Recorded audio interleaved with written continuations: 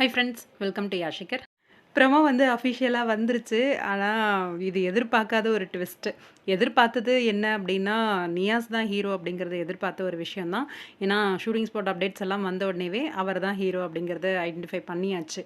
ஆனா, இது எதிர்பார்க்காத ஒரு ட்விஸ்ட் என்ன அப்டின்னா, அர்ஜுன், ரோஜா அவங்களோட மகள் தான் மலர் அப்டிங்கிற மாரி புது கேரக்டர் குடுத்துருக்காங்க. மலர் அப்படிங்கிற கேரக்டர். இதில ஹீரோவோட பேர் வந்து மதி. நான் வந்து என்ன நெனச்சேன்னா, அர்ஜுன், ரோஜா அதே நேம்ல தான் வந்து மறுபடியும் ஹீரோ, ஹீரோயினோட நேம் இருக்கும் அப்படின்னு நெனச்சேன்.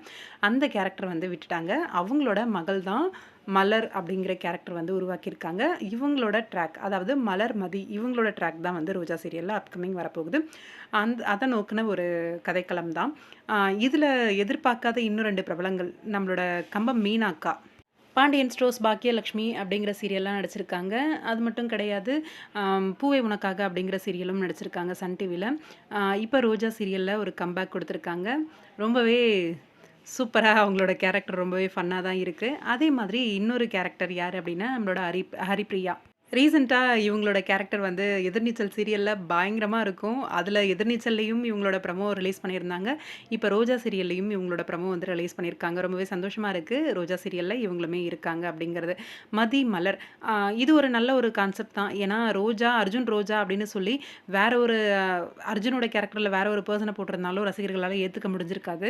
கண்டிப்பா கோவப்பட்டு கத்துறது அது மாரியெல்லாம் இருந்திருப்பாங்க. ஏன்னா அர்ஜுன் கேரக்டர் யாருக்கும் குடுக்கக்கூடாது அப்படிங்கிற ஒரு பொசசிவ்னஸ் இருக்கும் ரசிகர்களுக்கு.